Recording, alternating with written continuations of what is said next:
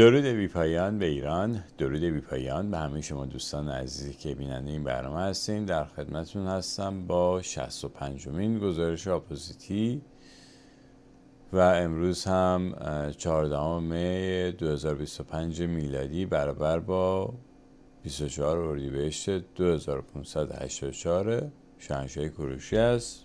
بله درست گفتم. در ضمن این دومین گزارش اپوزیتی که من امروز دارم تهیه میکنم. گزارش اول راجع به اون قطرگیت و ماجرای رسوایی نتانیاهو بود و این برنامه هم به طور مشخص اختصاص داره به سخنرانی تاریخی دونالد ترامپ رئیس جمهور آمریکا در عربستان سعودی در اولین روزی که به اونجا رسید. مربوط به دیروز هست این سخنرانی. امروز هم سخنرانی داشت ولی سخنرانی دیروز خیلی مهم بود، به نظر من واقعا تاریخی بود. یک سخنرانی خاص بود. هیچ وقت هیچ رئیس جمهوری از آمریکا در هیچ کجای خاورمیانه همچین سخنرانی نکرده که اینقدر به تمام جاهای مختلف درست دست بذاره رو کشورهای مختلف و درست اشاره کنه. یعنی واقعا از زبان و انگار که یه مثلا خاورمیانه ای داشت این حرفا رو میزد. یعنی دقیقا احساسات مردم خاورمیانه بود به نظر من. دیگه حرفای پوپولیستی و سرکاری نبود، یه سری حرفای جدی بود راجع به اینکه قراره چه اتفاقی بیفته اینجا و کیا دارن منطقه رو به هم میزنن و چجوری باید بهشون برخورد بشه. حرفایی که حالا اینجا بهش میگن پولیتیکلی کورکت، یعنی مثلا حرفایی که تکنیکی درست باشه و به کسی بر نخوره و تعارف توش باشه. یعنی در حقیقت حرفای سرکاری توش نبود، خیلی جدی و دقیق و سر جا بود. به نظر من یکی از سخنرانی‌های جالب و مهم خود دونالد ترامپ بود در طول این همه سالهایی که به حال حضور داره در عرصه سیاست و سخنرانی میکنه. هرچند که سخنرانیش واقعا همیشه عالی بوده ولی به نظر من این سخنرانی یکی از اون سخنرانی‌های مهم هست که ماندگار میشه. و در ضمن یه چیزی راجع به دونالد ترامپ من میتونم بهتون بگم این هستش که من احساسم اینه که این آدم واقعا خودشه. یعنی اینکه حتی همین این سخنرانی رو ممکنه تو ذهنش فکر کرده که چی میخواد بگه ولی نوشته شده که بخواد از روی چیزی بخونه نیست. واقعا داره یعنی فعل که در حقیقت تو ذهنشه داره میگه و خیلی هم دقیق و قشنگ. یعنی نه حرف اضافه میزنه نه موضوعی رو رد میکنه، یعنی از چیزی موضوعی که باید پرداخته بشه یعنی نه چیزی جا میندازه نه حرف اضافه میزنه و این کار بسیار سختیه. یعنی باید یه ذهن خیلی مسلط داشته باشی تا بتونی همچین کاری انجام بدی و نه توپق بزنه نه کلمه های رو پس و پیش بگه. خیلی جالبه به نظر من.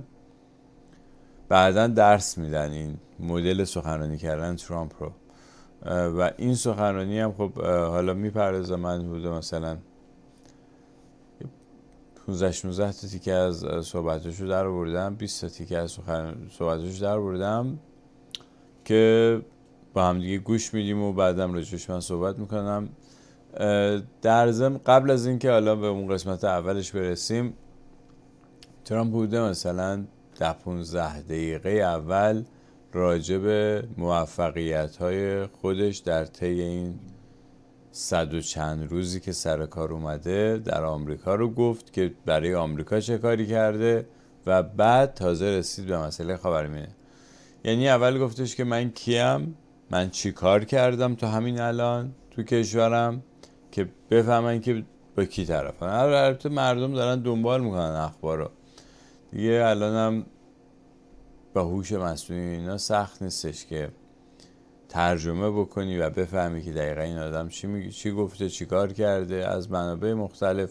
به هر حال یه گزارشی اول از کار خودش ارائه داد که دو وجه داشت. یکی این که خب داره بهشون میگه که من تا حالا چه کارایی انجام دادم و الان از این موضع دارم برای شما صحبت میکنم و یکی دیگه هم این که چقدر برای اون حضاری که اونجا نشستن که اهالی خاورمیانه هستن، یعنی مردم عربستان و حالا بزرگانشون، نخبه هایی که از عربستان هستن و از کشورهای منطقه خلیج فارس هستن، آدمای دیگه میتونم بگم شاید ثروتمندترین و صاحب قدرت ترین آدمهای اون منطقه و کسانی که دنبال ترامپ رفتن و شاید ثروتمندترین و نه فقط ثروتمند، کارآفرینان بزرگ و مطرح آمریکا همراهش بودن در این سال، از جمله ایلان ماسک و تنی چند دیگه، که اونا همه اونجا نشستند و ترامپ هم داره این سخنرانی رو در برابر این جمعیت صحبت میکنه. و خب ستاره میدان هم آقای محمد بن سلمان ولیعهد عربستان هست که خب بازیگردون داستان هست. و خیلی جالبه که مثلا وقتی که ترامپ وارد شد، خود پدرش که سلطان رسمی مثلا کشور عربستانه، اون نیامد. یعنی محمد بن سلمان یه جوری میتونم بهتون بگم که همه کاره کشور هست به نوعی و فراتر از ولیعهد هست.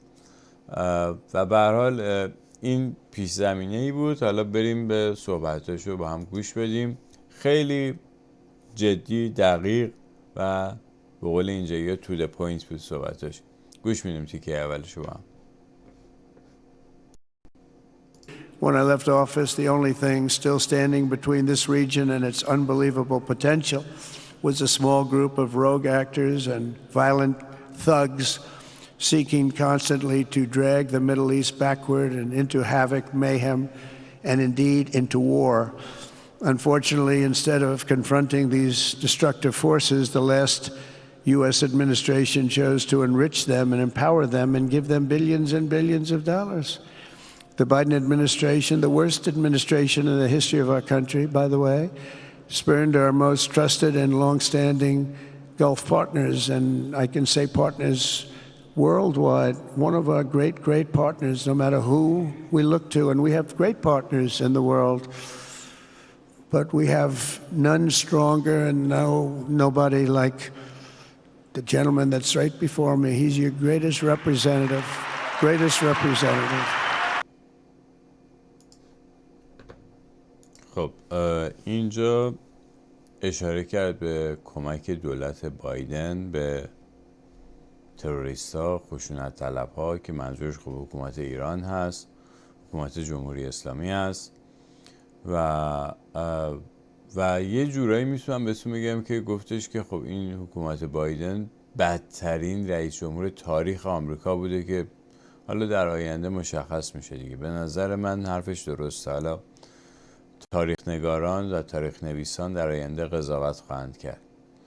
و با عنوان کردن این موضوع شاید به نوعی خواست از دل این مردم خاورمیانه در بیاره، به خاطر اتفاقاتی که در این سالها افتاد، حمایتی که غیر مستقیم و مستقیم از جمهوری اسلامی شد توسط دولت بایدن. و البته دولت‌های گذشته هم همشون، اصلا جمهوری اسلامی ساخته و پرداخته دولت‌های فاسد آمریکا هست، از زمان کارتر و بعد حمایتی که از جمهوری اسلامی شد در زمان ریگان و همینجوری اومد جلو بوش، کلینتون، که واقعا فاسدترین خانواده سیاسی تاریخ آمریکاست به نظر من، خانواده کلینتون.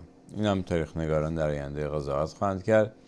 و این قبل از اینکه در ضمن اینا رو بگه، راجع به خود شهر ریاض و اینکه خیلی تعریف و تمجید کرد از ریاض و ساخت و سازهایی که توی ریاض شده. و اینم به نظر من جالب بود. برای رئیس جمهور آمریکا میاد در یک کشور خاورمیانه و کلی از اینا تعریف میکنه. همین الان هم آخر این صحبتش هم با اینکه چقدر بن سلمان آدم مثلا قابل احترامی برایش و گفتش که ما آمریکا متحدین بزرگی داره، ولی این متحدین اینجا رو ما خیلی بیشتر روشون حساب میکنیم، که مهم بود. میدونی یعنی یک اعتبار ویژه‌ای داد به مردم خاورمیانه، به کشورهای خاورمیانه، که این بی سابقه است که رئیس جمهور آمریکا بیاد در این منطقه و یه همچین اعتباری بده در حضور، یعنی صحبت‌های ترامپ همه مردم دنیا دارن میشنون دیگه. حالا کلا اینکه رئیس جمهور آمریکاست به کنار، ولی ترامپ هم یه رئیس جمهور ویژه‌ای هست. یعنی یه رئیس جمهوری که مردم دنیا بیشتر گوش بزنن ببینن چی میگه، یعنی میخوام بگم که آدمای بیشتری دارن حرفش گوش میدن از رئیس جمهور دیگه آمریکا. برای همین مهم هستش که اینجا انقدر اعتبار میده به خاورمیانه و مردم خاورمیانه. همینجوری این تقریبا تا آخر سخنرانیش هر از گاهی یه اشاره میکنه به این مسئله و مخصوصا خب میگفتم ستاره میدانم که محمد بن سلمان هست. خب از اینجا، یعنی از این قسمتی که الان براتون میذارم، میره سراغ ایران. ببینید ایران در قلب خاورمیانه است، مهمترین کشور خاورمیانه است و هیچ اتفاق مثبت و منفی در خاورمیانه نمیتونه بیفته بدون نقش ایران. یعنی اگه قرار اتفاق منفی بیفته باید از طریق ایران بیفته، اگه اتفاق مثبت هم میخواد بیفته بازم باید ایران نقش اصلی رو بازی خواهد کرد توش و مهم هست. به همین دلیل اصلا از اول این حکومت جمهوری اسلامی رو در ایران کار گذاشتن، سر ایران رو بریدن و یک حکومت فاسد وحشی تروریست دزد رو گذاشتن اونجا به جای حکومت قبلی. و دیدین خب روز اول اومد تمام نخبگان ایران رو قلع و قم کرد، همه چی از بین برد دیگه. و این اتفاقی نیست، اینا برنامه ریزی شده بوده. حالا الان دیگه یواش یواش سری مردم دارن به این نتیجه میرسن که درست بوده، اینا تئوری توطئه نیست، اینا حقیقته. وقتی که در خود آمریکا میان عملیات 11 سپتامبر رو انجام میدن بر علیه مردم خود آمریکا و این همه آمریکایی توش کشته میشه و الان آدمایی دارن این مسئله رو مطرح میکنن که مثلا خاورمیانه‌ای یا خارجی نیستن، آمریکایی و بلکه سیاستمدار برجسته آمریکایی هستن که دارن این مسئله رو مطرح میکنن و اصرار دارن روی موضوع. از ژنرال بازنشسته ارتش بگیر تا به اصطلاح نماینده مجلس دارن این مسئله رو مطرح میکنن به طور جدی. یعنی حاضر مدارکی دارن که میتونن ببرن تو دادگاه و شهادت بدن این اتفاق افتاده. یعنی من اینو میخوام بهتون بگم که با یه همچین آدمای بیخردی طرفیم، با یه همچین آدمای ابلهی طرفیم که با مردم خودشون همچین کاری میکنن برای اینکه 2000 پول در بیارن. این فقط به خاطر پول همه این کارا، تمام این جنایت‌ها برای کنترل و اینی که این پولی که دارن در میارن یه سود اضافه تری ببرن و در ضمن کنترل شده باشه. و نحوه اداره کشور یا اداره این به اصطلاح مجموعه با ایجاد ترس و ارعاب هست که کسی جرئت نکنه حرفی بزنه، سوالی بکنه و خلاصه اینجوری. و الان یعنی بسیاری از آمریکایی ها خسته شده بودن از این شرایط و میخواستن که این تغییر به وجود بیاد و به هر حال ترامپ یه جوری داره اون جریان رو نمایندگی میکنه. یعنی یک جریانی در آمریکا هست، از دکتر تا نمیدونم بیزنسمن تا مهندس تا سیاستمدار تا ژنرال ارتش تا نیروی امنیتی، اینا همشون یه عده‌ای آدم هستن که مخالف این سیستم حاکم بودن، مخالف اون روند حاکم بودن و خواستن این روند رو تغییر بدن. و خب یک کسی هم مثل ترامپ پیدا شد که کننده این کار بود و بر سر این قضیه قرار گرفت و پشت سرش یه لشکر هستن. حالا میریم بقیه صحبتاشو گوش میدیم که گفتم از اینجا بعد راجع به ایران هست، خیلی صحبتای مهمی هست، گفتم تاریخی هست واقعا. گوش میدیم. Great guy. They lifted sanctions on Iran in exchange for getting nothing and sent the regime tens of billions of dollars to fund terror and death all over the world. And they laughed at him. They laughed at our leader. And they're still laughing at our leader. They thought him a fool. And they made nothing but trouble ever since, including the funding of October 7th, one of the worst days ever in the history of the Middle East. Horrible day. Biden removed the Houthis from the list of foreign terrorist organizations, even while missiles and drones were being launched right here at your beautiful city of Riyadh and launched at ships if they happened to be sailing in the wrong location. باز دو مرتبه راجع به خرابکاری که در دولت بایدن اتفاق افتاد، هم تحریم هایی که ترامپ گذاشته بود بلافاصله برداشت بایدن با یک فرمان اجرایی رئیس جمهور تمام اون تحریما رو برداشت و گفت در ازاش هم هیچی نگرفت، که گفتش که خب اینا میخندیدن به رهبر ما که حقم داشتن بخندن، ولی خب عملا یک هماهنگی، خب ترامپ نمیتونه بیاد بگه که یه نمیشه اینو در مجامع رسمی مطرح کرد که این آخوندا مثلا دست نشانده یه سری آدم دیگه هستن، مگر اینکه مدرک محکم معتبری بتونن بیارن نشون بدن بگه اینا مثلا اینجا خامنه ای از فلان جا دستور گرفته، اینم مدرکش، اینو ندارن تو دستشون. بنابراین باید تو همین چارچوب صحبت کنن و مطالب رو بیان کنن. مطالبی که الان مطرح کرد و اینقدر مستقیم دستش گرفت روی جمهوری اسلامی که داره به حوثی‌ها کمک میکنه و اونا به عربستان حمله میکنن، یعنی یه جورایی جمهوری اسلامی به طور غیر مستقیم داره به عربستان حمله میکنه دیگه. این چیزیه که مردم عربستان، کشورهای منطقه میخوان از شهرش خلاص شن، نه عوض کردن نام خلیج فارس. مردم عربستان میخوان مطمئن باشن که این سرمایه‌گذاری که دارن اینجا میکنن، این شهرهای زیبایی که دارن میسازن، امنیتش تأمین باشه، این کارخونه‌هایی که میخوان اونجا بسازن امنیتش تأمین باشه و بتونن با آسایش تو کشور خودشون راحت زندگی کنن. اینو میخوان و ادامه بدیم حالا صحبت‌ها رو، بقیه صحبتش بشنویم. The Biden administration's extreme weakness and gross incompetence derailed progress toward peace, destabilized the region, and put at risk everything we had worked so hard to build together. And when you think of the great achievements that you've made, to do it in light of a pretty hostile administration, an administration that was not a believer, it makes your achievements even greater. بازم دو مرتبه یه اعتبار اضافه‌ای داد به اصطلاح بن سلمان و کلاً حاکمان منطقه کشور خاورمیانه به غیر از البته ایران، و گفتش که این چیزی که شما بهش دست پیدا کردین، این موفقیتایی که شما بهش دست پیدا کردین تازه زیر دولت بایدن بوده، که این نشون میده که شما چقدر آدمای قوی هستین، چقدر آدمای مهمی هستین، کارآمدی هستین که میتونین حتی با یه دولتی مثل بایدن که داره از تروریستای منطقه حمایت میکنه هم بتونین همچین کارهایی انجام بدین. و گفتم این برای مردم خاورمیانه خیلی مهمه و برای حاکمان خاورمیانه، حاکمان فعلی کشورهای خلیج فارس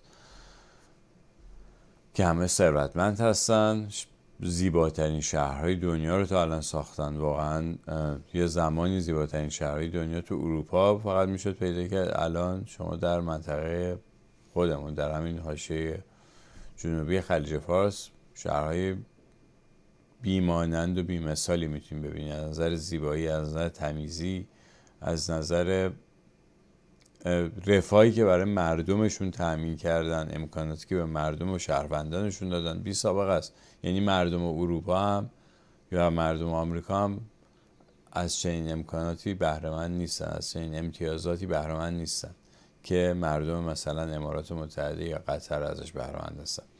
و در ضمن یه نکته دیگر هم بهتون بگم، ببینید مثلا امارات متحده، قطر، بحرین، فکر می‌کنید ساکنانش کیا هستن؟ اکثرا اصلیت ایرانی دارن، از ایران کوچ کردن اونجا. مثلا قطر بیشتر ساکنانش از شهر شیراز رفتن، بخش بزرگی از ساکنانش. خب اونجا یه خورده آزادی داشتن، تونستن چه کشورهایی درست بکنن.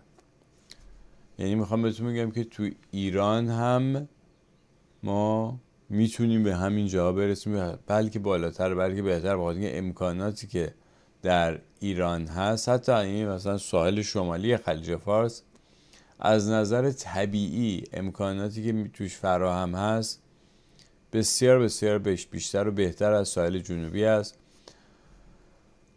در ساحل شمالی که ایران باشه زمین‌های کشاورزی حاصلخیز هست، میشه توش کشاورزی انجام داد، در صورتی که در ساحل جنوبی به خاطر وزش بادهایی که از روی این دریای خلیج فارس میره و نمکی که بلند میکنه اونجا میشونه، معمولا غیر قابل کشاورزی است. برای همین حتما شنیدین که خاک از ایران میبرن اونجا تا بتونن درخت بکارن. مثلا در دبی که میخوان جنگل درست کردن بین ابوظبی و خود دبی، یک جنگلی از درختای نخل درست کردن، ولی برای هر یه دونه درخت باید خاک میریختن، چون خاک اونجا قابل کشاورزی و زراعت نیست. یعنی میخوام میگم ما یه همچین امکاناتی داریم و الان کشورمون تبدیل به چی شده که اتفاقا ترامپ هم اشاره کرد به این موضوع. بقیه صحبتاشو گوش بدیم. Then the disaster unfolding right across in the Gulf of Iran. Think of that. They wanted to name it that. I said, they're not going to let them do that. Do you mind if I stop that? I stopped it. We're not going to let that happen.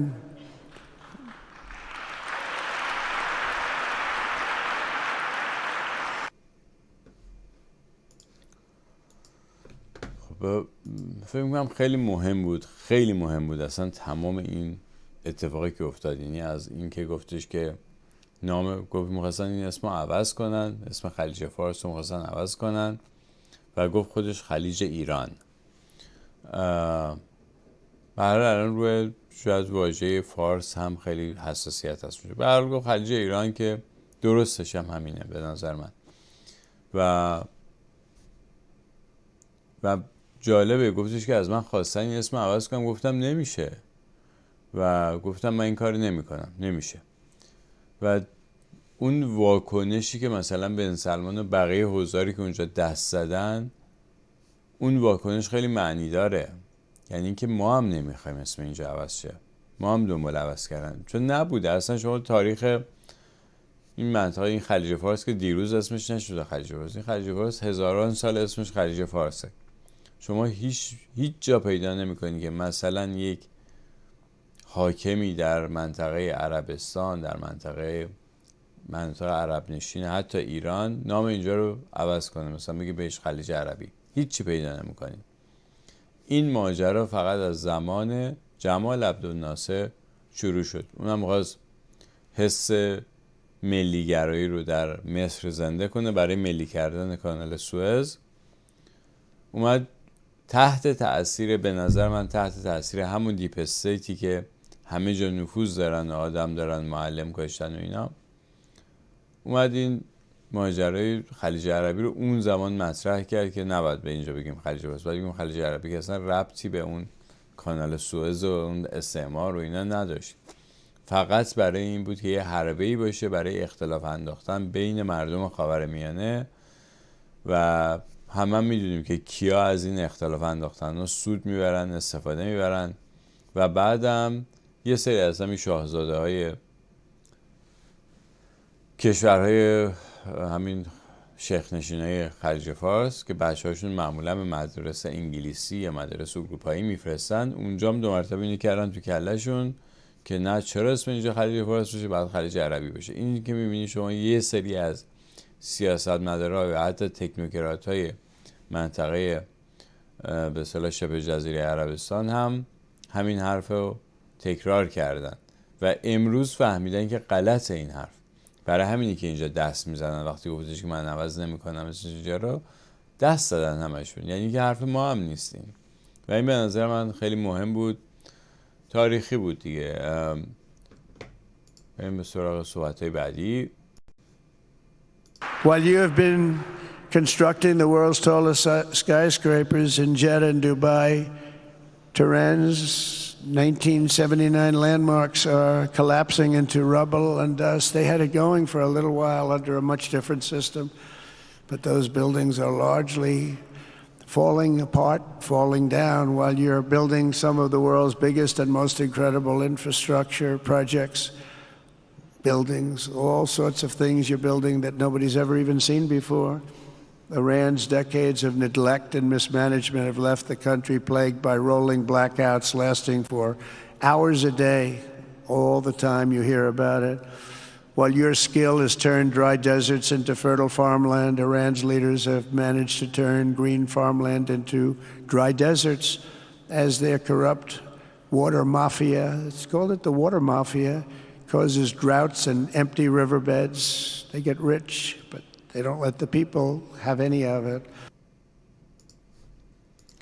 خیلی جالب بود این صحبت ها راجع به این که چطور ساختمان‌های زیبای ایران از بین رفته و در حال نابود شدن هست، در حالی که شما دارین شهرهای بزرگ و با شکوهی مثل جده و دبی رو میسازین، اونا شهرهای با شکوهشون از بین بردن. یعنی حاکمیت ایران رو داشت میگفت، مستقیما داشت انگشت گرفت رو به حاکمیت ایران و اینکه همینطوری که شما دارین کارهای بزرگ رو میکنین، این همه جاهای از بیابون خشک رو تبدیل میکنین به سبززار، باغ‌ها یا مثلا جایی که توش درختان هست سبز میکنین، اونها زمین‌های سبزشون رو تبدیل به بیابان کردن به خاطر فساد. مشخصا گفت فساد و مافیای آب.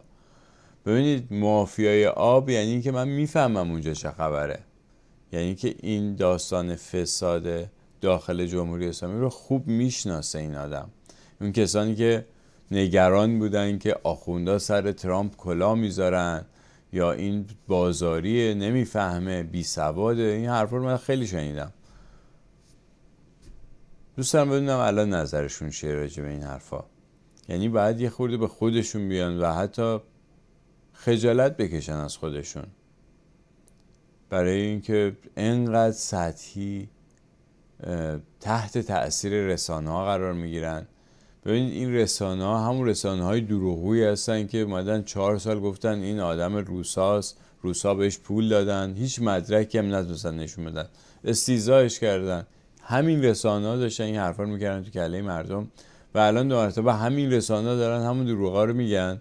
مردم آمریکا دیگه گوش نمیدن. یعنی واقعا ترامپ از روی این رسانه ها رد شده دیگه، اصلا نگران این که این رسانه ها چیکار میکنن نیست.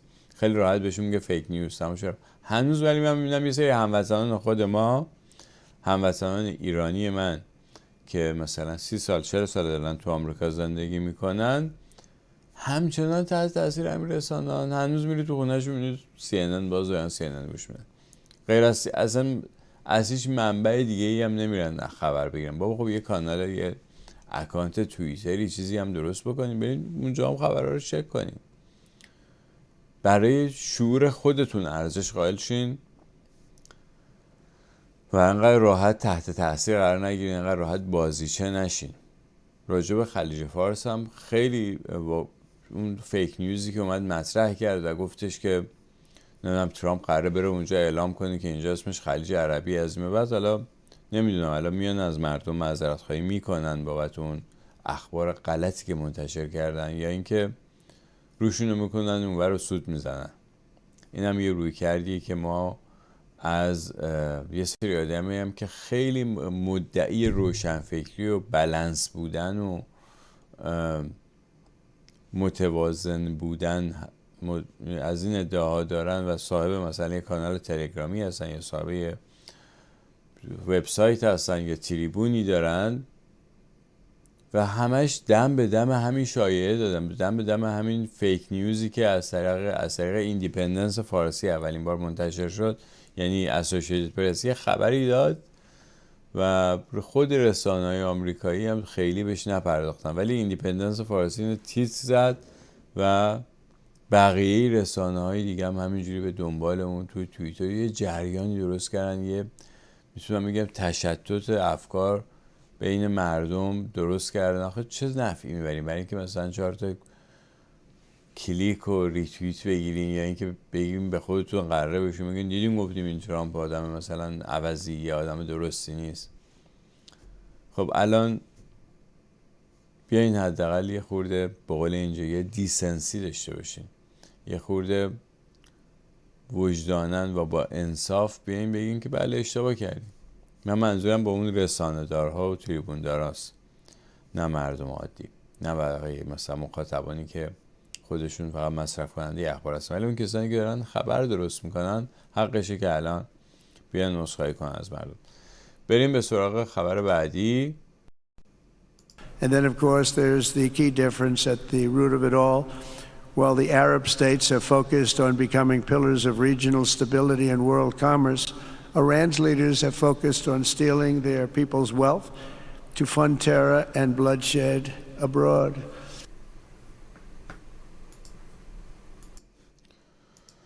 واقعا حاکمان ایران که جمهوری اسلامی باشه سکه یه پول کرد. گفت شما همونطور که شما میخواین بخشی از ثبات جهانی باشین، حاکمان ایران به دنبال دزدی از مردمشون و حمایت از تروریسم، صدور تروریسم هستن. یعنی انقدر کوچیکشون کردین رو. و این به نظر من اصلا بی سابقه است همچین اظهار نظری از جانب یک سیاستمدار غربی نسبت به جمهوری اسلامی. همه اینو میدونن ولی سیاستمدار دیگه هیچ وقت نمیگفتن همچین حرفیه. این نشون میده که ترامپ یک جنس دیگه ایه. یعنی این دولتی که الان در آمریکا سر کاره یه جنس دیگه ایه، جنس اون دولت‌های قبلی نیست. بنابراین خواهش میکنم طبق اون تعاریف کلاسیک قبلی که اینا به خاطر این دارن این کار میکنن یا اونا به خاطر این دارن کار میکنن یا همشون دستشون توی کار، همشون مثل هم دیگه نیستن، واقعا همشون مثل هم نیستن.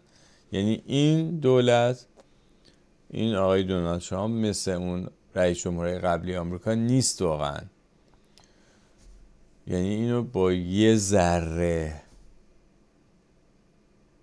شناخت تاریخ آمریکا و یه ذره چاشنی انصاف میشه متوجه شد و اذعان کرد بهش.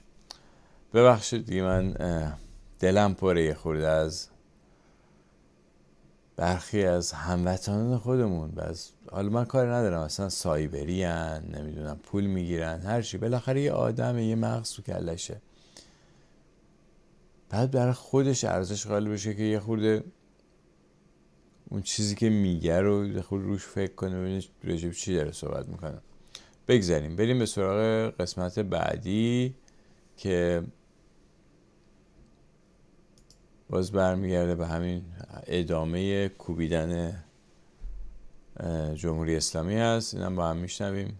و جالبه که من ندیدم مثلا حالا امروز من خیلی اخبار ایران چک نکردم ولی واکنش خاصی هم من در ضمن از مقامات جمهوری اسلامی ندیدم که به خودشون بگن که آی مثلا ترامپ اومد به ما توهین کرد. هیچ، دهنشون بستم. صحبت بعدی رو گوش بدیم. Most tragic of all, they have dragged down an entire region with them. Countless lives were lost in the Iranian effort to maintain a crumbling regime in Syria.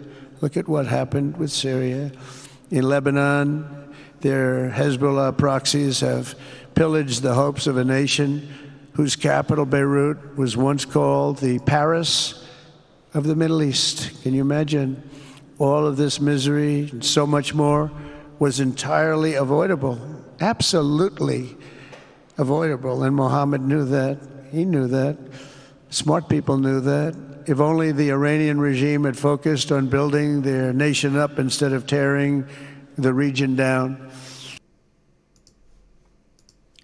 بسیار بسیار دقیق بود این صحبت ها راجع به این که چطور جمهوری اسلامی با حمایت. البته من اینا رو همه رو در ازم زیرنویس کردم. اگه کسی داره پادکست گوش میده، اینو به صورت پادکست داره گوش میده این برنامه رو، بعدا میتونه بیاد تصویری رو ببینه توی یوتیوب و زیرنویس شده. تمام این بخشای از صحبت‌های ترامپ که دارم پخش میکنم همش زیرنویس شده است، به فارسی زیرنویس شده. و راجع به اینکه چطور جمهوری اسلامی با حمایت از تروریسم تمام منطقه رو به طرف نابودی برد و مثالش هم سوریه و لبنان بودن که چطور از دولت ناتوان بشار اسد حمایت کرد. این همه آدم به کشتن داد. 500,000 نفر آدم کشته شدن در سوریه و 500,000 نفر یعنی که میلیون ها نفر عزیزانشون از دست دادن. تمام شهرهاشون خراب شد و این جنایتی که به وسیله جمهوری اسلامی انجام شد اونجا. و میتونم بهتون بگم که ما مردم ایران هم چه دوست داشته باشیم چه دوست نداشته باشیم سهیمیم در این جنایت، برای اینکه اجازه دادیم همچین دولتی کثیفی بهمون حاکم باشه. میدونم خیلی از جوونا، خیلی از فعالین حرکت کردن، سعی کردن، تلاش کردن که این جلوی این کارا رو بگیرن، ولی در مقایسه با جمعیت ایران، جمعیت اون آدم خیلی کم بوده. یعنی من خودم همیشه طرفدار مردم ایرانم، همیشه من مردم ایران رو قربانی میدونم و واقعا هم قربانی هستیم هممون. به خاطر نوع سیستمی که درست شد، چجوری مغز مردم رو شستشو دادن. ولی دیگه الان وقتشه که ما یه خورده مسئول باشیم، یه خورده به خودمون بیاییم. وقتی که اون بلا به سر یک کشور میاد و میدونیم این حکومت ما داره این کار انجام میده، یه خورده به خودمون بیاییم، یه خورده فکر کنیم. صحبت بعدی و اینا دیگه جزء تاریخ شده دیگه، اینا به نام ما نوشته شده. یعنی در آیندگان میگن چه مردمی داشتن ایران اون موقع که اجازه دادن یه حکومتی تو کشورشون یه همچین بلایی سر کشورشون بیاره، یه همچین بلایی سر مردمشون بیاره و یه همچین بلایی سر کل منطقه بیاره. حالا درسته دستای خارجی حمایتش کردن، ولی خود مردم ایران هم اونقدری که باید و شاید تلاش میکردن برای اینکه جلوی اینو بگیرن نگرفتن. حتی بعضی از آدمای فرصت طلب هم در ایران بودن که همراه شدن با این سیستم، برای اینکه 2000 پول بیشتری گیرشون بیاد چششون بستن یا حتی تایید کردن این کارا رو. اینا رو هم حداقل من خودم شاهد بودم، دیدم آدما رو از نزدیک دیدم که چطور تایید میکردن این کارهای جمهوری اسلامی رو و مثلا به خودشون قرار بودن که مرزهای ما گسترش پیدا کرد تا مدیترانه. این چرت و پرتا. بگذاریم بریم به سراغ قسمت بعدی صحبت‌های ترامپ. Yet I'm here today not merely to condemn the past chaos of Iran's leaders, but to offer them a new path and a much better path toward a far better and more hopeful future. As I've shown repeatedly, I am willing to end past conflicts and forge new partnerships for a better and more stable world, even if our differences may be very profound, which obviously they are in the case of Iran. I have never believed in having permanent enemies. I am different than a lot of people think. اینم خیلی جالب بود و بی سابقه. گفتش که من اینجا نیومدم فقط محکوم کنم ایران رو، حاکمان ایران رو. من اومدم بهشون یه پیشنهاد سازنده بدم که عوض کنن، یه راه دیگه ای رو بیان که اونجوری نمونن. اتفاقاً برعکس چیزی که خیلی راجع به من فکر میکنن که من فقط دنبال جنگم، من اصلا دنبال اینکه یک دشمن دائمی داشته باشیم نیستم. من میخوام این دشمنی ها به دوستی تبدیل بشه و این زیباترین شکل ممکنه برای برقرار کردن صلح در دنیا. میتونم بگم که برگرفته از آیین مهر ایرانی است. این آیین مهر ایرانی است که از با مهر همه چی رو میشه برطرف که همه دشمنی ها رو میشه کنار گذاشت و درست کرد. با اینکه این حکومت اینقدر کثیفه، اینقدر وحشیه، ولی بازم من میخوام یه پیشنهاد دیگه بهشون بدم که یه فرصت دیگه در حقیقت بهشون بدم که یه راه دیگه برن. که البته ما میدونیم آخوندها خیلی کثیف‌تر از این حرفان. آخوند عوض نمیشه، ولی ممکنه یه شرایطی پیش بیاد، یعنی لااقل من خودم خوشبینم به اینکه شرایطی پیش میاد که آخوندها برن کلا از قدرت کنار. اینی که حالا جنایتکاران، دزدان باید دستگیر بشن، محاکمه بشن، بله، این بستگی به حضور و تلاش من و شما داره.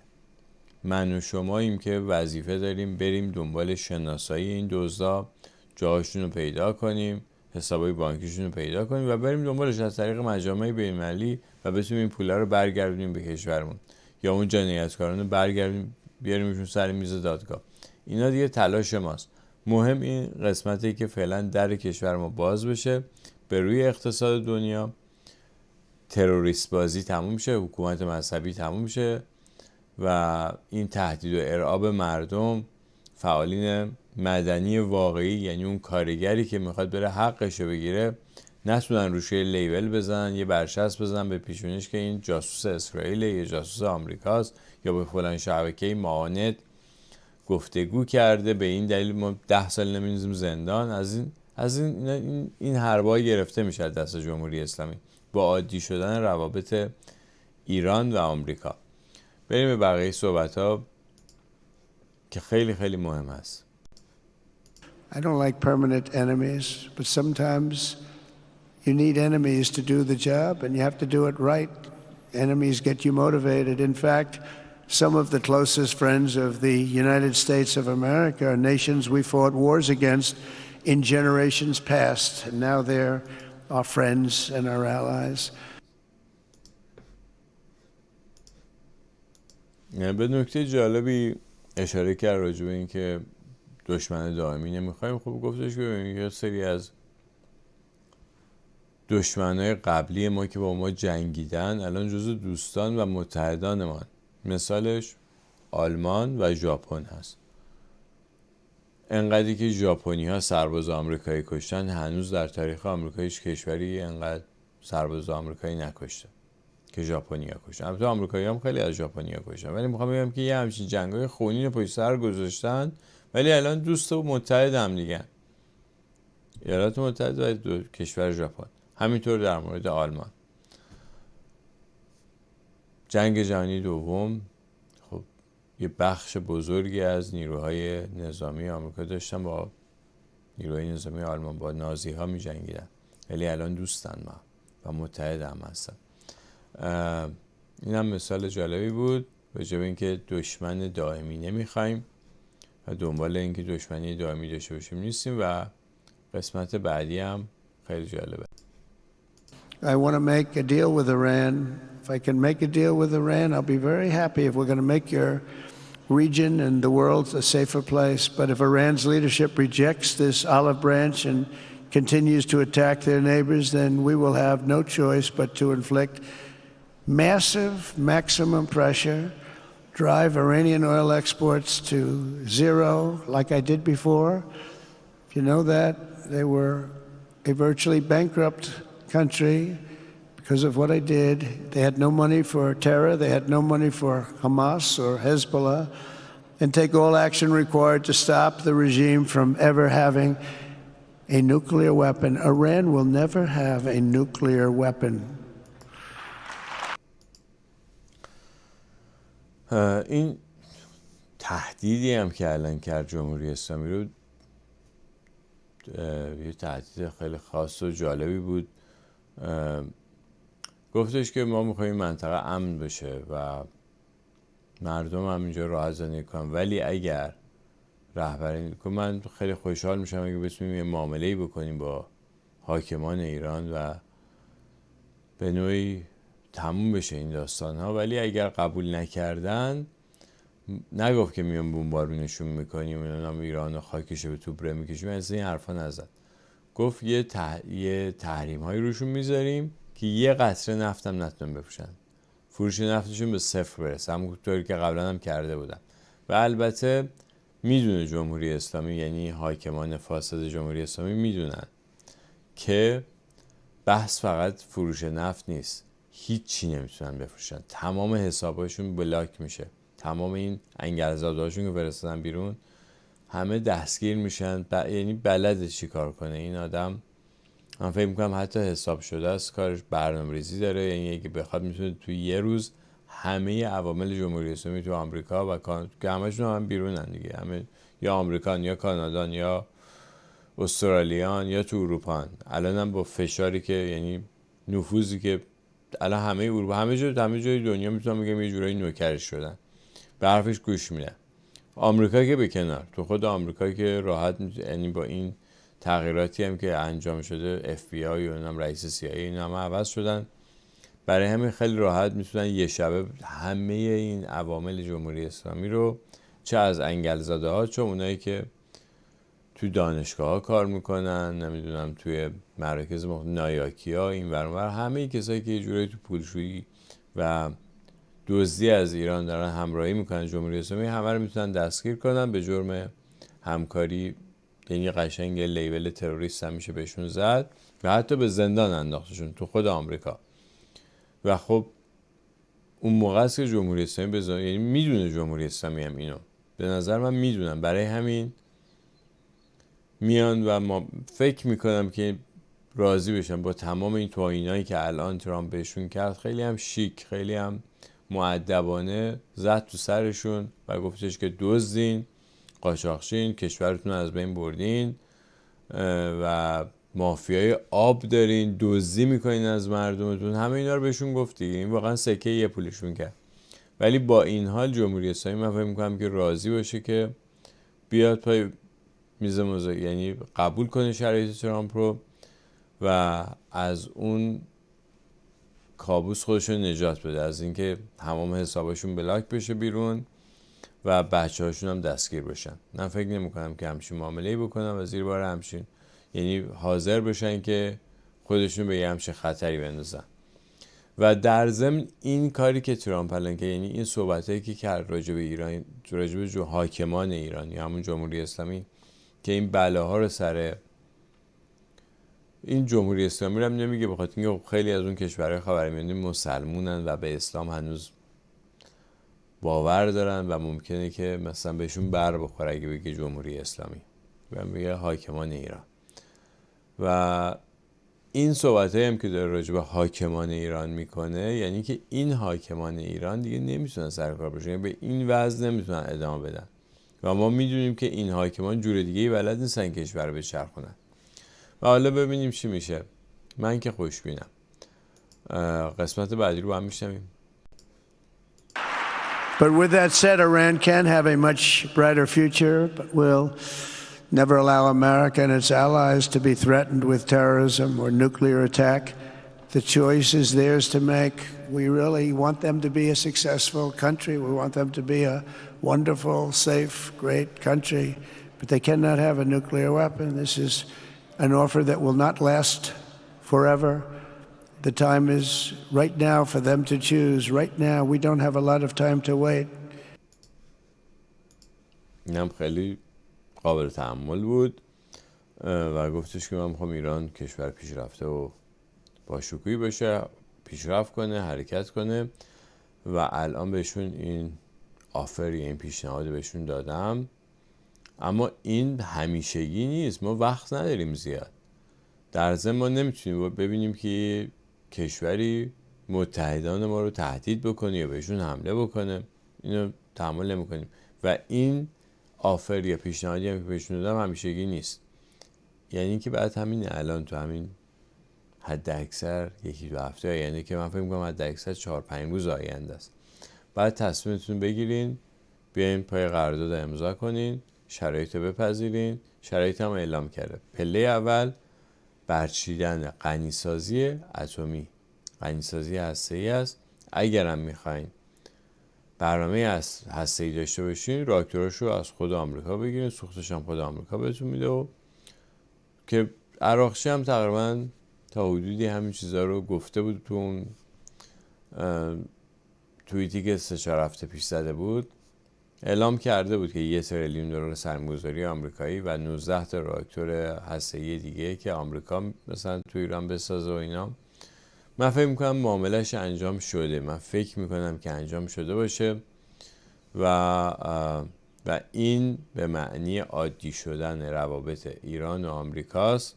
یعنی دیگه ایران، جمهوری اسلامی نمیتونه تهدید باشه برای منطقه و این مهمترین دستاورده برای کشورهای خاورمیانه. یعنی این خواسته اصلی و مهمترین خواسته تمام این کشورهای ثروتمند خاورمیانه، تمام کشورهای ثروتمند جنوب خلیج فارس، مهمترین خواسته‌شون اینه که تهدید نشن دیگه. یه لولو خورخوره‌ای به اسم جمهوری اسلامی بالا سرشون نباشه که سلاح اتمی هم داشته باشه. تموم شه. و فکر میکنم که به این دلیل اصلا از اول این مذاکرات شروع کرده، که البته حدس خود من راجع به ترامپ اینه که چون آدمیه که اهل مطالعه و تاریخ تحقیق کردن هست، با تاریخ ایران هم آشنایی داره و کسی که تاریخ ایران رو مطالعه کنه و باش آشنا بشه عاشق ایران میشه. اصلا این یه ردخور ندارم چیزی، مگه اینکه یه عقده‌ای، یه کینه‌ای یا خیلی زاویه دار مثلا این تاریخ درست رو نخونه، حقایق واقعی رو نخونه، خیلی جهت دار این تاریخ رو دنبال کرده باشه. ولی معمولاً کسی که تاریخ ایران رو منصفانه نگاه کنه، بررسی کنه، عاشق ایران میشه. این من تو خیلی آدمای مختلف دیدم، چه ایرانی چه غیر ایرانی، چه اروپایی چه هر جایی، مال هر کشوری. خیلی عجیبه تاریخ ایران، خیلی تاریخ جالبی است. بریم به ادامه صحبت ها.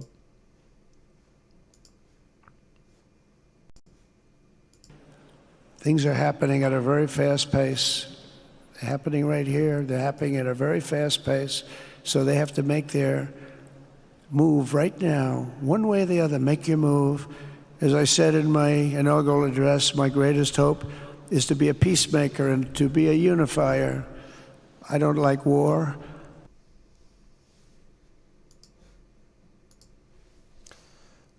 گفت وقت نداریم دیگه، همین الان مووتون رو انجام دیدین. شطرنج بازی میکنی مثلا زمان داره، بعد 1 دقیقه مثلا وقت داری مهرت تکون بدی. الان هم اینجوریه، مهرت باید تکون بدی، یا اینوری یا اونوری، باید حرکت رو انجام بدی. یا قبول میکنی یا قبول نمیکنی.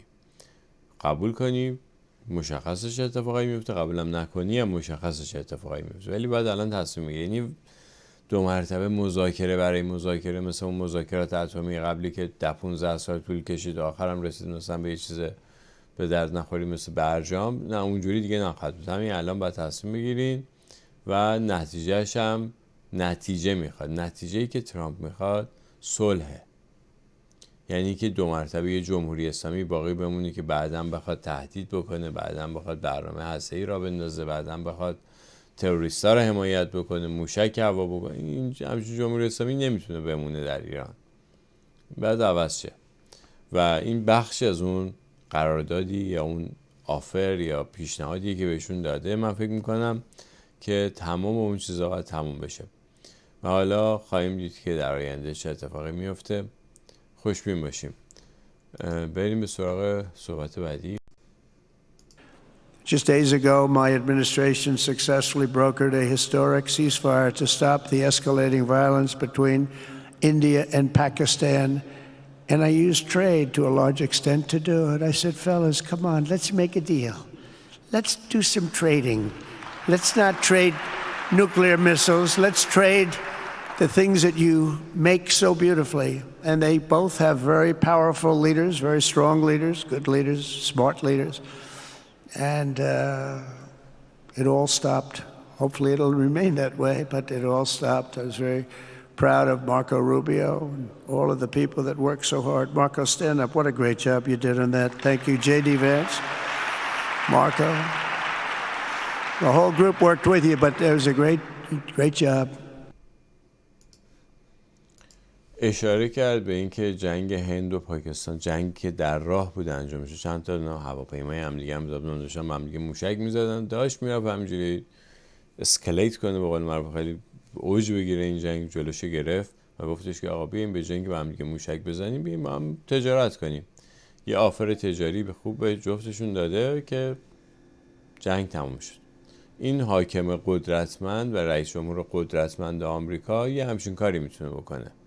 میتونه جلوی به وجود اومدن یه جنگی که میتونه پتانسیل جنگ اتمی شدن رو داره و اصلا به همین نیت از اول اینا رو صاحب بمب اتم کردن، برای اینکه بعداً بیان یه چند میلیون نفر آدم و مردم هم کشورهای پر جمعیتی هم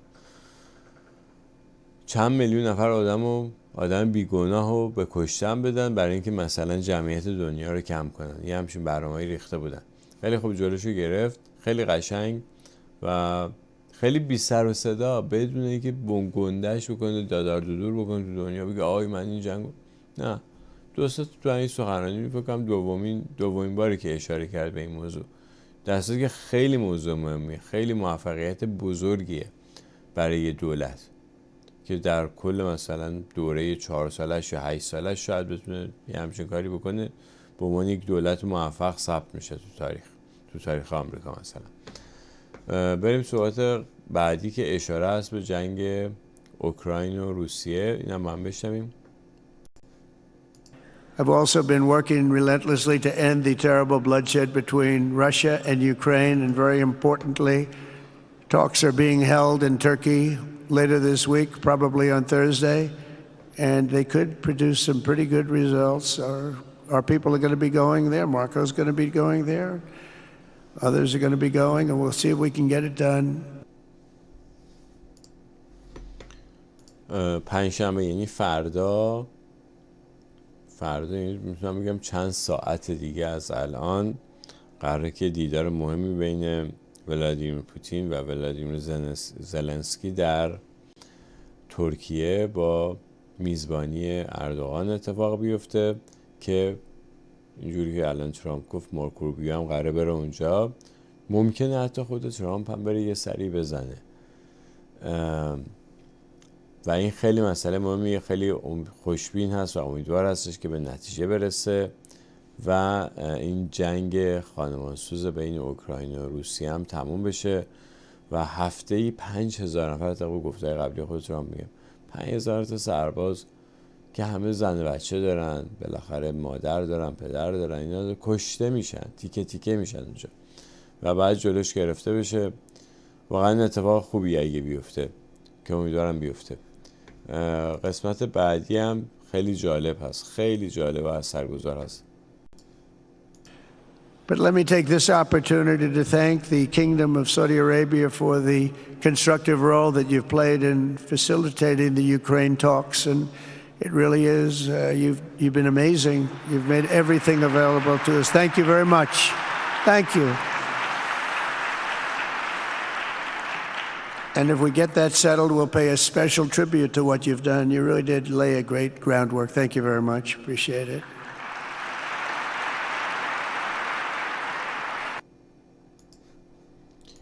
خیلی مهم بود. تشکر کرد از بن سلمان بابت کمکی که کرده برای اینکه این گفتگو، چون این دور اول گفتگوها تو عربستان انجام شد، گفتگوهای پوتین و زلنسکی و خیلی تشکر کرد از این کاری که کرده. مثل اینکه یه فرصت‌های اقتصادی هم یه پیشنهاداتی انگار کرده که گفت وقتی به نتیجه برسه ما حتما جبران میکنیم.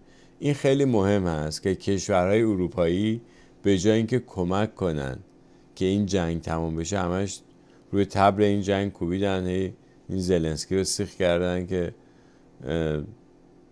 بیفته به جون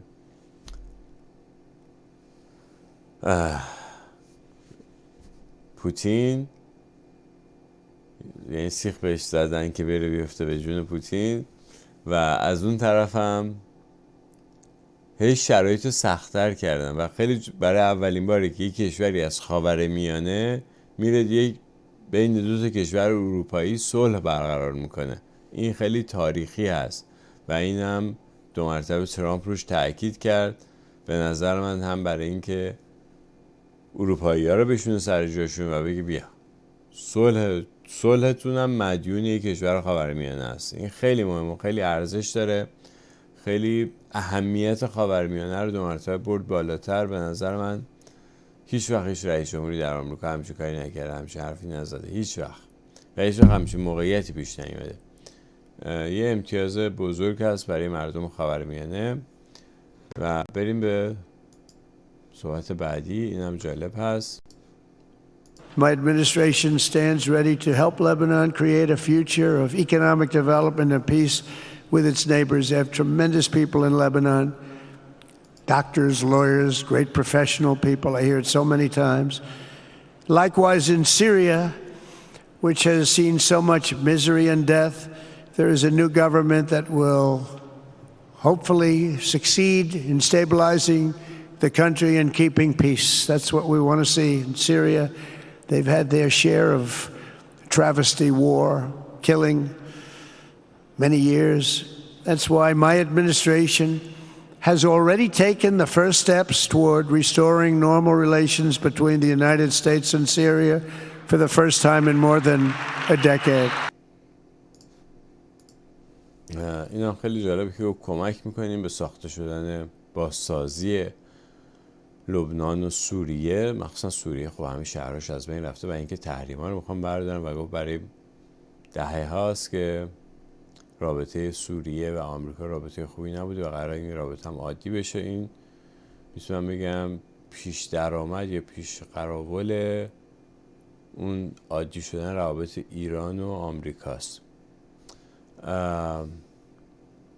پیشاهنگ، شاید من از واژه‌های درست استفاده نکردم.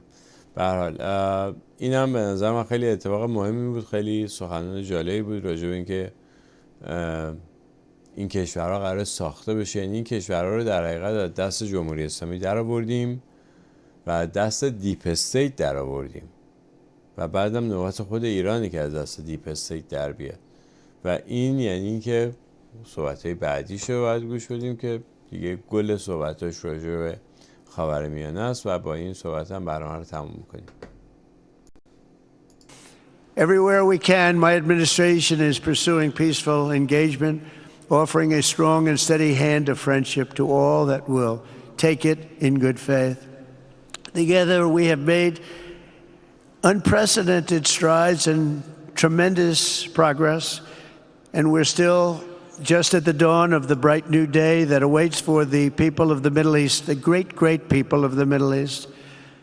If the responsible nations of this region seize this moment, put aside your differences and focus on the interests that unite you, then all of humanity will soon be amazed at what they will see right here in this geographic center of the world. It really is. It's like a center of the world and the spiritual heart of its greatest faiths.